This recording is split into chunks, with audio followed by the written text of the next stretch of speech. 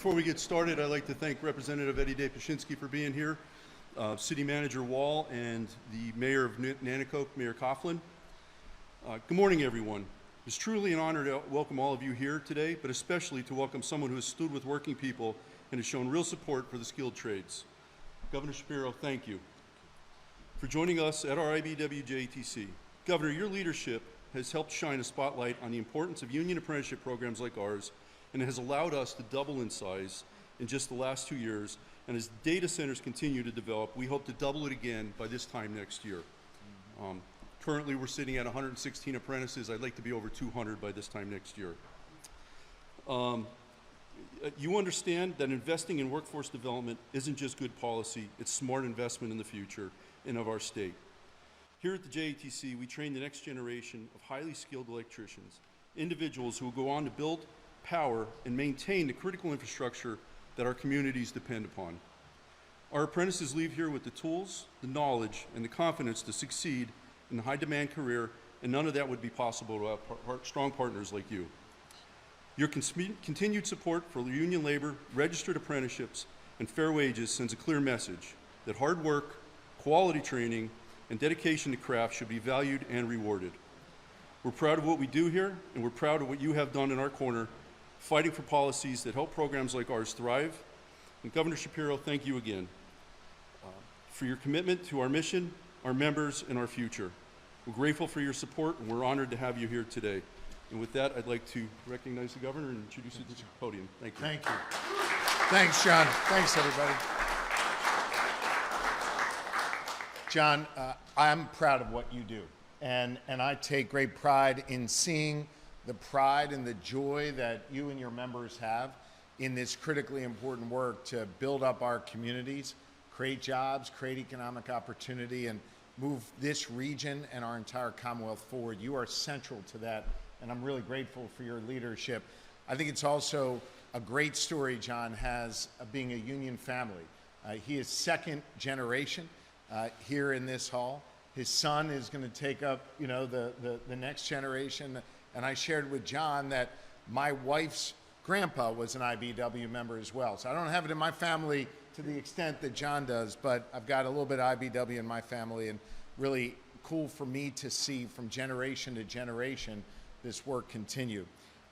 It is, I must say, good to be here today to share some really good news after being here last week as we were dealing with a real tragic moment in our community. And as you know, last Thursday, I believe it was, 2 state troopers and 1 EMS worker were shot in the line of duty protecting us. I spent time with their families and with them, and I want you to know that I'm happy to report that Troopers Jenkins and Parashinsky, together with Jay Larson, who was the EMT at the scene, they're all on the mend. And I think they are better off because of the prayers of this community and the prayers of this entire Commonwealth who were there for them. And so just join me in continuing to pray for their well-being and pray for all of those who put on a uniform to keep us safe. We're really grateful to each and every one of them. But I wanted to be back here today with some good news, back here in Luzerne County, to see with my own eyes the important work that's happening here at IBEW Local 163's JATC Training Center.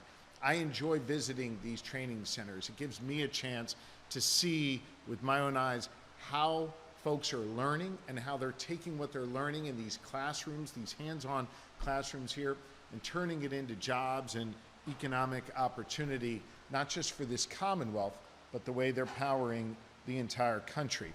It was just a few weeks ago that I stood with John and some of your brothers and sisters from Local 163 to announce that Amazon would be making the largest private sector investment in the history of the Commonwealth of Pennsylvania, when they would be investing an initial, I want to stress the word initial, $20 billion to build data centers here in northeastern Pennsylvania, as well as in Bucks County, which is a community in southeastern Pennsylvania. As I said, this is the largest private sector investment in the history of our Commonwealth, and there is more to come. This is obviously a big deal for Local 163 and the hundreds of members that you represent, but it's also a big deal for this region.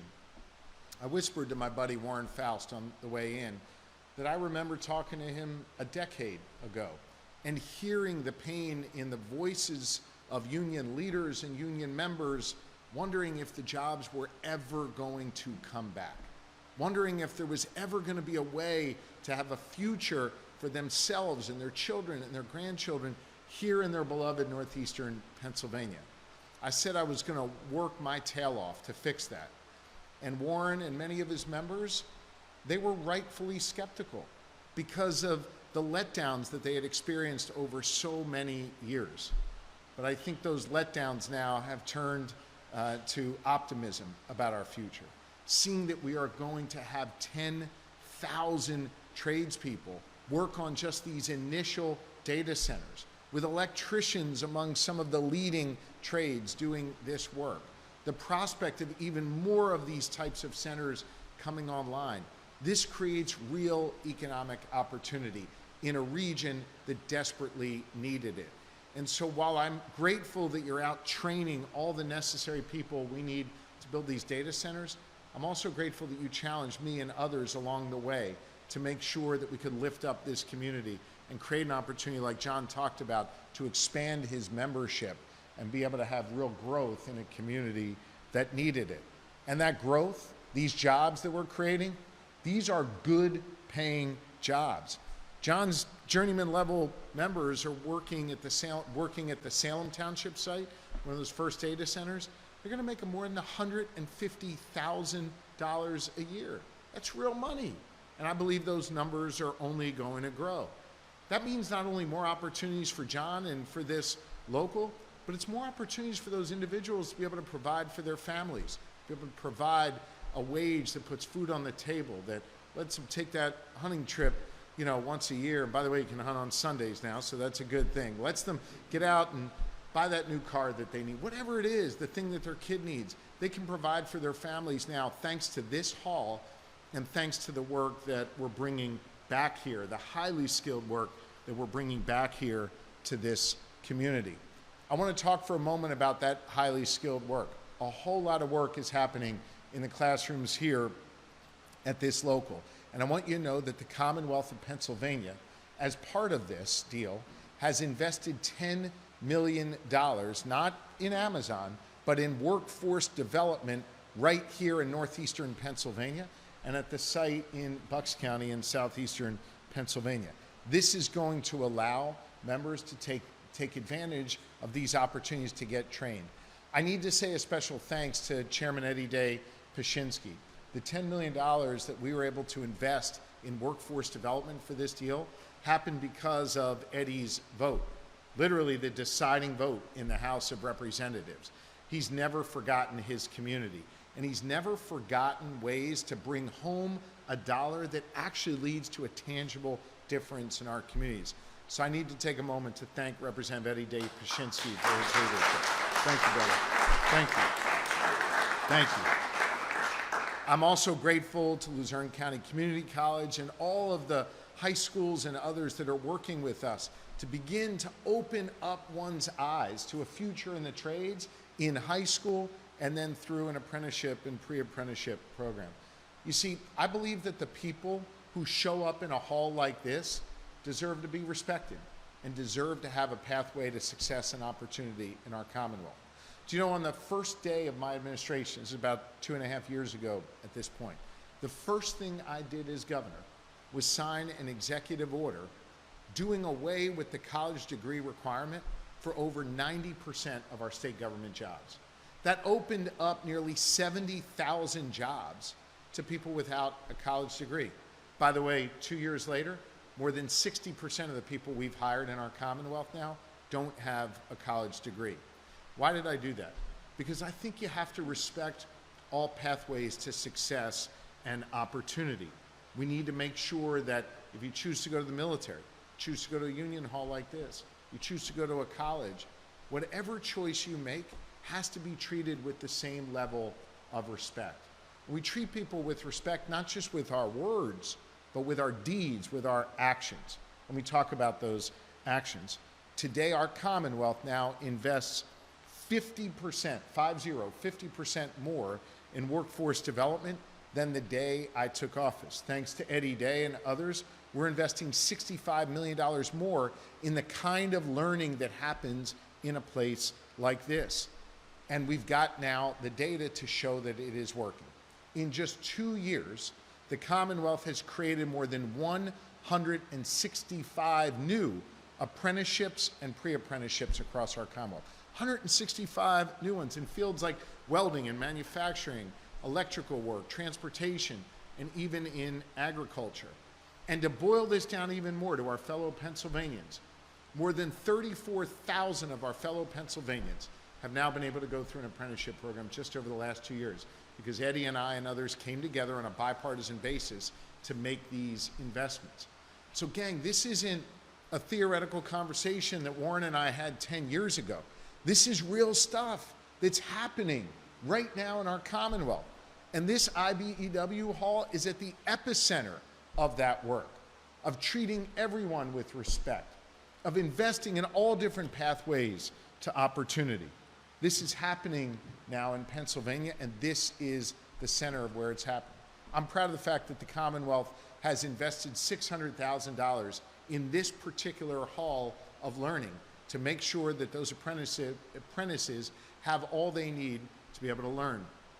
We're going to continue to invest more. We've also invested $900,000 to help Local 163 expand all their different apprenticeship programs, to hire 30 new apprentices into their electrical journeyman apprenticeship program.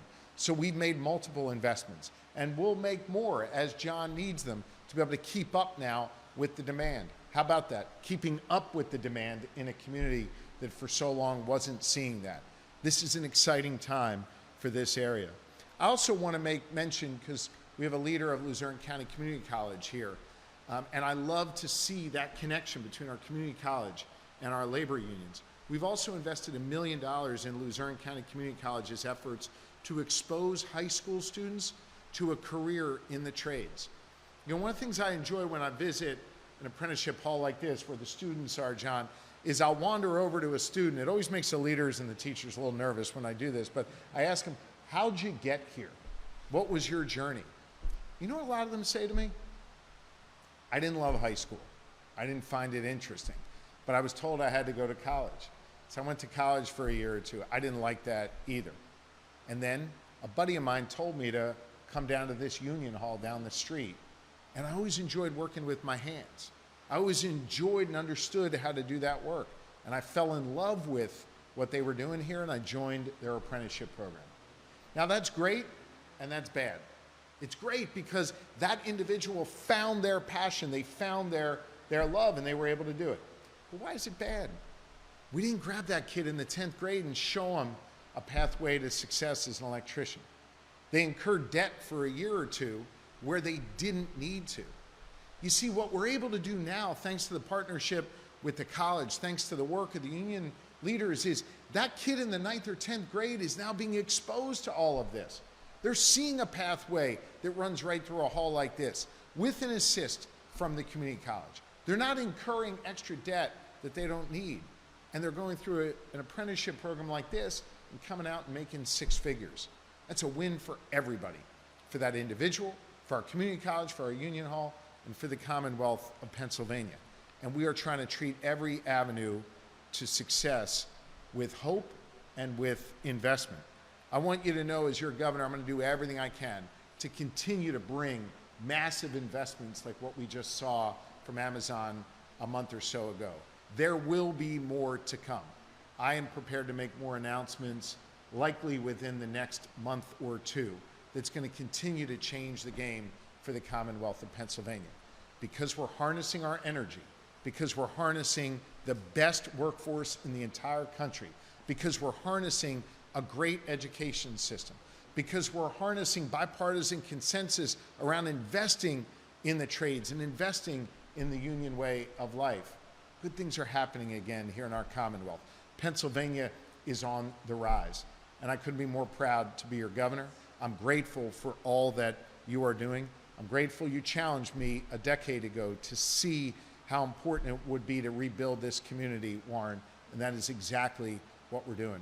So to John and every member of this local, thank you. I believe in the work you're doing. To our community college partners, our chamber partners, and others who do this work, thank you. This is a team effort, it's a team game, and this team is winning again here in the Commonwealth of Pennsylvania. So I know I've just shared a lot of data points with you. It's always helpful to see an individual in the Commonwealth that has benefited from all those investments, benefited from that data, benefited from the vote of Eddie Day Pashinsky and my signature on various budgets and laws. And one of those individuals is Matt Atherton, a fifth-year IBEW Local 163 apprentice, and I'm excited to have him join me here at the podium now. Thank you all very, very much. Matt, we're together. Thank you, everyone, for being here. I want to say thank you, Governor Shapiro, for approving those Sunday huntings. I look forward to enjoying them this fall. Good, good. You're going to have fun. Yeah, I'm looking forward to it. Governor Josh Shapiro, I want to thank you for your continued support in this local and the progress in building the apprenticeship opportunities into what we have today. The International Brotherhood of Electrical Workers and the Joint Apprenticeship Training Committee have been life-changing influences in my personal life and professional journey. Through their commitment to high-quality training, I gained the technical skills to excel in the electrical trade and also the discipline, awareness, and confidence needed to be the best in a demanding trade. The JATC's structured apprenticeship program has provided hands-on experience in the classroom, but it has also given me the opportunity to earn a living while working in the field along journeymen that have gone before me. Together, the IBEW and the JATC have empowered me to build a stable career, to support my family, and to take pride in being a part of a brotherhood dedicated to excellence and service. I would recommend the opportunity to join the JATC's apprenticeship program to anyone, whether you're just graduating high school or have been looking for a stable career and a change. With great competitive wages, good health insurance, and a retirement that is hard to beat anywhere. It's a great opportunity for anyone that likes working with their hands or someone who's like me and just isn't a great book learner. Again, I want to say thank you, Governor Shapiro, for being here with us today, and I would like to introduce Holly from Luzerne County Community College. Thanks. Good job. Well, good morning, I guess almost afternoon, and thank you, Matt, for sharing your experience, and thank you also to Governor Shapiro for your leadership and commitment to workforce development here in Pennsylvania. It's an honor to be here with you and so many of our partners who believe deeply in the power of education to change lives and strengthen our communities.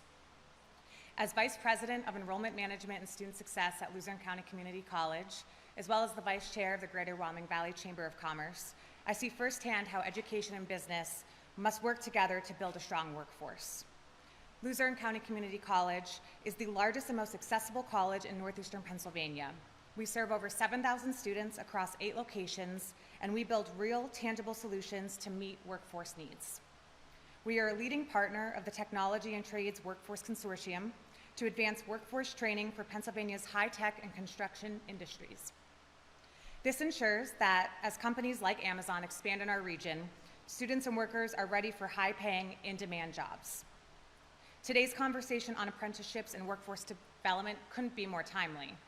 The economic wins we've seen in our region are exciting, but they also come with a great responsibility to prepare a skilled workforce ready to step into these opportunities. The consortium focuses on these very things to make sure the workforce is prepared.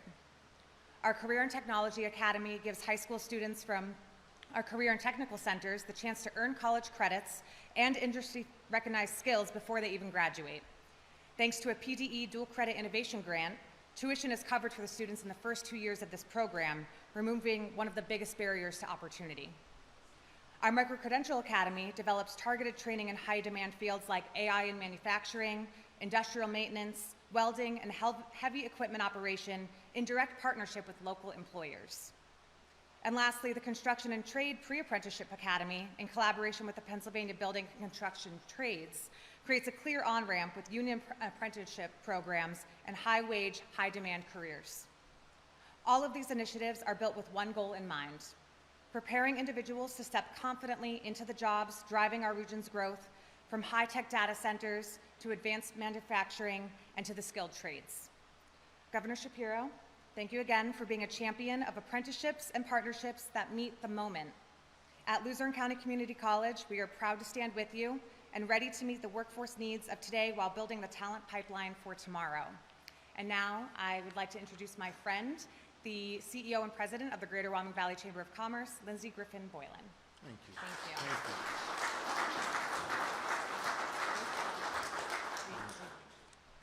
Thank you, Holly. She's also one of my bosses, as you heard. She's on my board, so I'm going to do my best today. Good afternoon, everyone. Today has been a very inspiring reminder of what's possible when we all work together to strengthen Pennsylvania's workforce. We've heard from leaders, educators, skilled trade professionals, and apprentices, wonderful comments, Matt, who all share a commitment to building opportunity and growing our economy. Almost 1 year ago, I was proud to stand alongside of Governor Shapiro and Duryea at Production Systems Automation. I think it was almost as hot, Governor, if you remember that, yeah? But to announce the administration's Pennsylvania Sites program, designed to create shovel-ready sites across our Commonwealth. This past May, it was announced that $4 million of those dollars from that program will be coming right here to Lower Luzerne County to our friends at Can Do for a major development project. These are the kinds of strategic investments that drive economic development and keep our state competitive and growing. But we all know that we can't talk about economic development without the critical component of workforce development. At the Greater Wyoming Valley Chamber of Commerce, workforce development and access to education are one of our top regional priorities.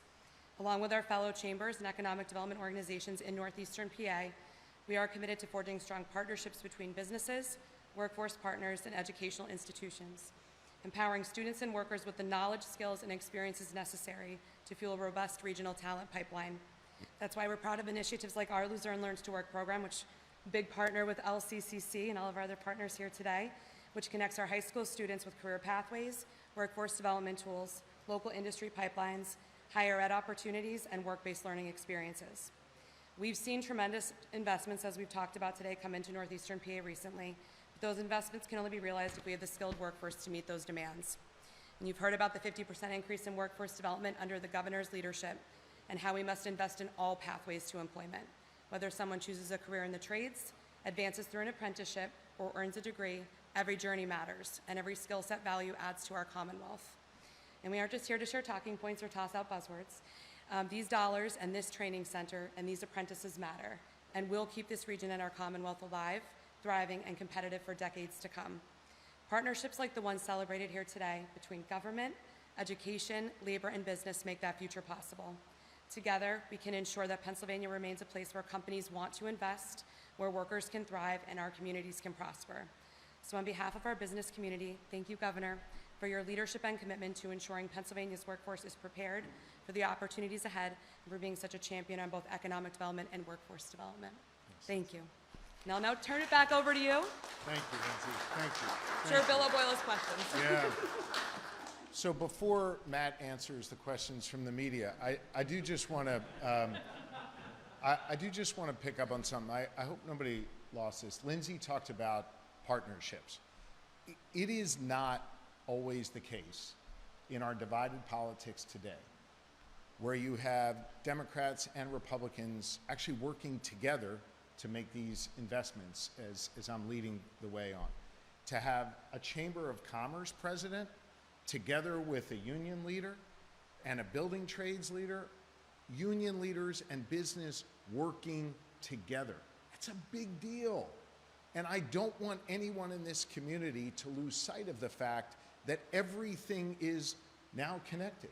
Our system of higher ed working with our K-12 system, our union leaders working together with our business leaders. Education is happening not just in a traditional classroom, but in a union hall like this. That's a big deal. And I don't want anybody to sleep on that partnership. That is something we've strived to create. It is working. And the reason we're able to land a deal like Amazon, largest private sector investment in the history of our Commonwealth, is because I can show them that these kinds of partnerships exist in our Commonwealth. And so I know the media is going to ask a whole bunch of questions here. We're happy to answer them, but I hope that does not miss your stories. I hope that doesn't miss your coverage of this. You should be proud of this Luzerne County community, this entire Wyoming Valley area. You guys got it together, and that's one of the reasons why I wanted to be here today. It's why I worked so hard to bring this Amazon deal here.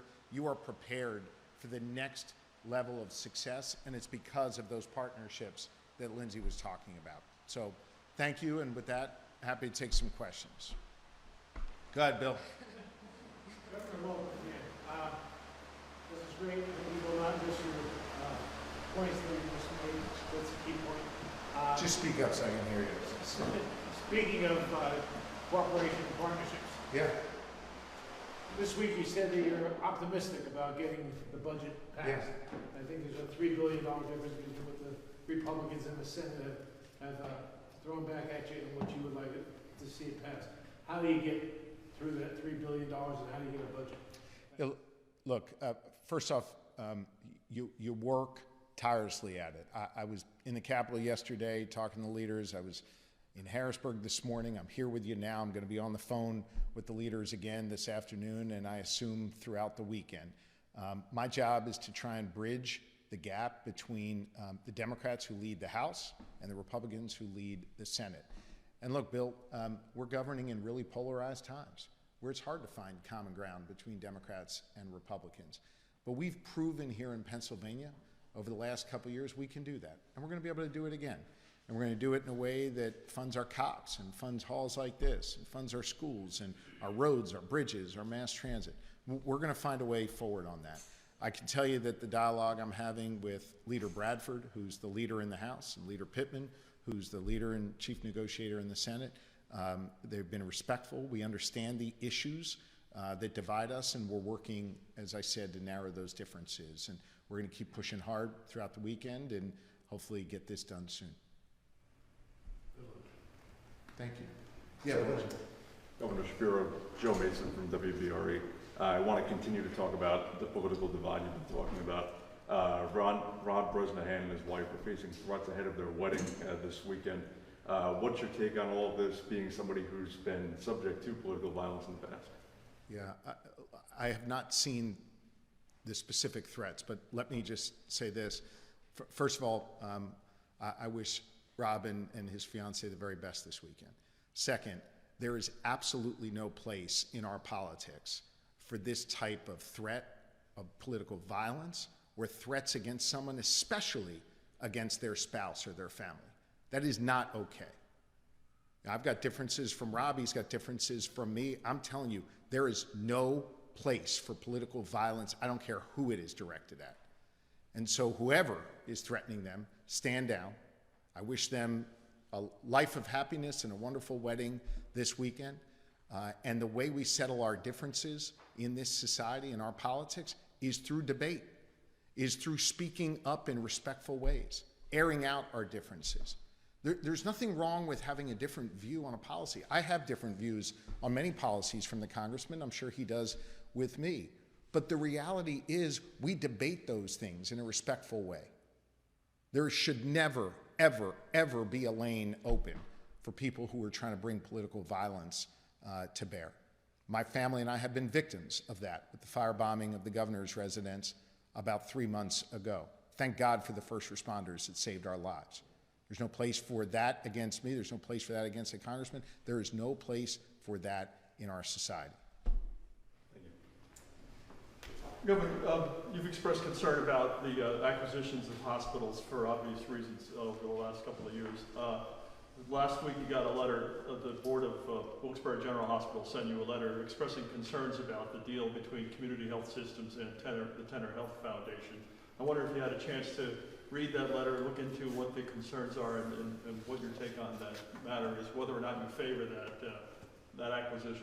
Look, my team and I have been very involved in the healthcare delivery system here in northeastern Pennsylvania. We're aware of the challenges at CHS, and we want to make sure that it remains a viable healthcare institution, accessible healthcare for all people in this region. We're exploring a number of different options there to be able to have stable healthcare options for this region going forward.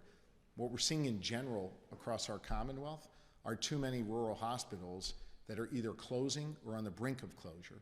And by the way, that law that they passed in Washington is only going to make it worse. We've got about 25 rural hospitals that will likely have to shutter because of how Washington took away Medicaid dollars from them. So I'm very, very concerned. We're working very hard to create a stable answer there.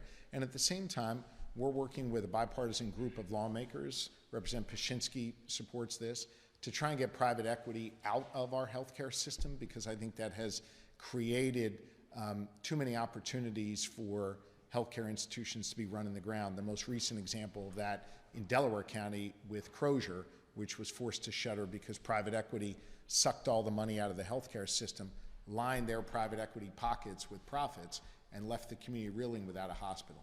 So what we're trying to do is balance all of that, remove the threat of private equity from crashing our healthcare systems, deal with what Washington just did to us by making things harder for rural healthcare workers and rural healthcare delivery, and create a sustainable solution in this region for that particular hospital.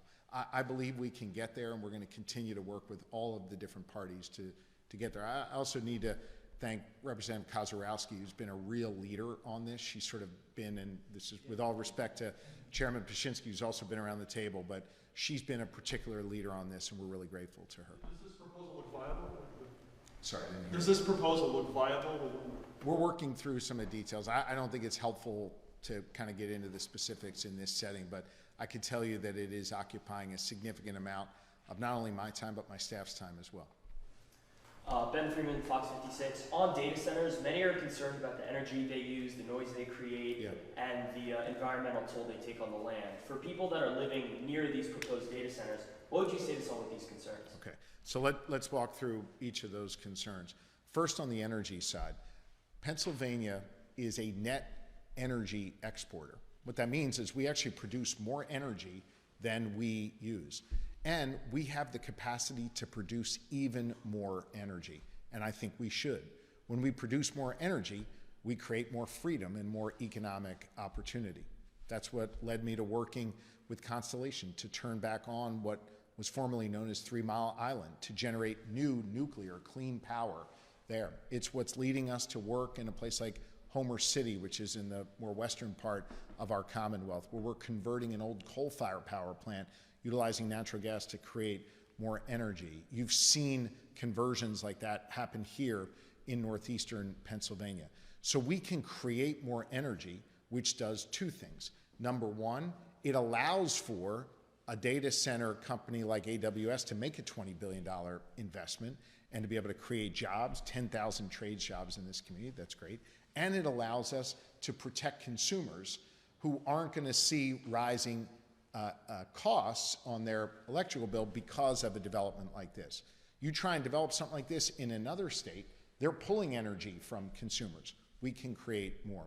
By the way, in addition to that, you'll remember as governor, I led the way for multiple states by suing PJM. That's the entity that provides power to multiple states. It's the grid operator, if you will. I sued them because they were going to jack up prices on consumers. And as a result of that, we probably staved off about $25 to $30 billion in increased costs for consumers. So on the energy side, we have to produce more energy. We can produce more energy, and that allows us the flexibility to create the jobs and protect consumers and not see their costs go. On the environmental side, I think it is important to note that while we have moved our permitting process along far more quickly than we ever have before, we went from probably being bottom of the pack in the nation on permit time to now being a leader.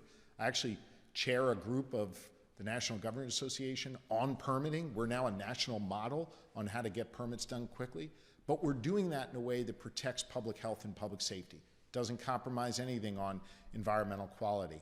And we're working with a company in Amazon here that also shares our commitment to protecting the air and the water and the public health of communities here.